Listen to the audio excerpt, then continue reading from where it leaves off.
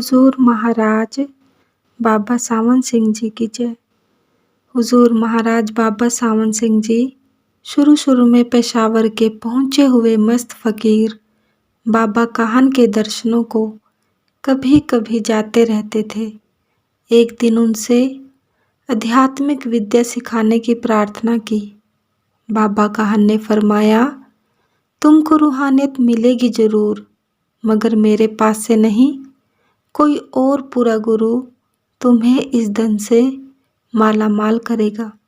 फिर पूछा, ऐसे गुरु को मैं कहाँ ढूंढूं? जवाब मिला, तुम्हारी सब खोज निरर्थक रहेगी। समय आने पर वह गुरु तुम्हें आप आकर ढूंढ लेंगे। माता पिता के पवित्र जीवन और साधुओं के संग के प्रभाव से बचपन ही में संतोष, विश्वास, क्षमा, सेवा भाव, नम्रता, उदारता के सब गुण स्वभाव का अंग बन गए थे। महाराज जी शुरू से ही पक्षपात रहित और कर्मकांड के बंधनों से मुक्त थे और सारे पंथों के मूलाधार नियमों की छानबीन उनका परम लक्ष्य था। महाराज जी ने पंजाबी, हिंदी, उर्दू, फारसी और अंग्रेजी में योग्यता प्राप्त की और हिंदुओं, मुसलमानों, सिखों और ईसाइयों के तमाम धार्मिक लेखों, वेदांत के ग्रंथों, तसव्वुफ की किताबों और संतों की बानियों का ध्यानपूर्वक अध्ययन किया और वेदांत के गूढ़ विषयों के, प्रभु प्रेम और सदाचार के नियमों के बारे में पूरी जानकारी प्राप्त की। महाराज जी कोहमर्री में चिरकाल तक रहे। यहाँ पर साधुओं और अमरनाथ जाते हुए यात्री साधुओं का संग जारी रहा। अंत में वर्षों की छानबीन और आराधना ने अपना फल दिया। बाबा काहन की भविष्यवाणी सच्ची निकली।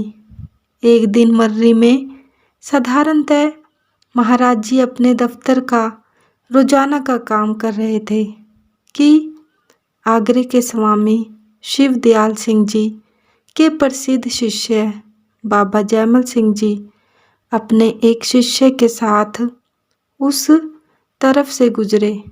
उन्हें देखकर आप समझे कि कोई सरदार कमिश्नर के पास अपील करने आया होगा और बाबा जी की तरफ कोई ध्यान नहीं दिया। बाबा जी ने अपने साथी से कहा, मैं इस सरदार के लिए यहाँ आया हूँ। वह बड़ा हैरान हुआ और बोला, इसने तो आपसे सलाम दुआ तक नहीं की। बाबा जी मंद मुस्कान करके बोले, इस बेचारे को क्या खबर, यह आज से चौथे दिन हमारे पास आवेगा। और वही हुआ। बाबा जी की भविष्यवाणी के अनुसार यह बाबा जी से उनके निवास स्थान पर मिले और घंटों आध्यात्मिक विषय पर वार्तालाप करते रहे। 2-4 दिनों के सत्संग में ही महाराज जी के तमाम संशय निवारण हो गए और बाबा जी के अभ्यासिक और अनुभूत जीवन शिक्षा और अनुसंधान से इतने प्रभावित हुए कि उन्हें अपने जीवन के लक्ष्य का पथ प्रदर्शक बना लिया, अर्थात दीक्षा ले ली। सावन सा शिष्य और जयमल सा गुरु, सोने पर सुहागे का काम हुआ। गुरु ने शिष्य को अपने रंग में रंग दिया। उनके मार्ग का अनुकरण करते हुए थोड़े ही काल में महाराज जी ने तरीकत, मार्फत और हकीकत की सर्वोच्च समस्याएं तय कर लीं और बाबा जी के निज प्रिय और शिरोमणि शिष्य बन गए। जब बाबा जी इस संसार को छोड़कर सचखंड पधारे तो अपनी जगह आध्यात्मिक शिक्षा के प्रचार का काम महाराज जी को पवित्र आत्मा को सुपुर्द कर दिया। इन्हें लोग आदर से महाराज जी और हुजूर महाराज साहब कहकर बुलाया करते थे। नौकरी करते हुए महाराज जी अपना बहुत सा समय अभ्यास और आध्यात्मिक प्रचार में लगाते रहे।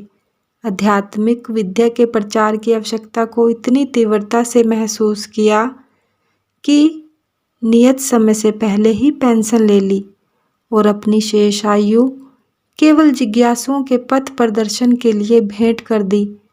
उन्होंने ब्यास रेलवे स्टेशन से 3 मील के फासले पर ब्यास नदी के किनारे डेरा बाबा जैमल सिंह के नाम से एक शानदार बस्ती बसाई, जिसकी नींव बाबा जी ने अपने जीवन काल में ही डाल दी थी।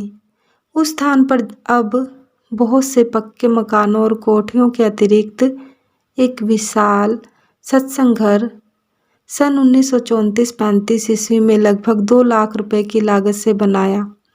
उस सत्संग घर का हाल 120 फुट लंबा और 40 फुट चौड़ा टी के आकार का इतना खुला हुआ और शानदार है कि उसकी मिसाल उत्तरी भारत में शायद ही मिले। हुजूर बाबा सावन सिंह जी महाराज की जय। सतगुरु तेरा ही आसरा, सतगुरु तेरा ही आसरा। जय गुरुदेव, जय गुरुदेव। राधा स्वामी।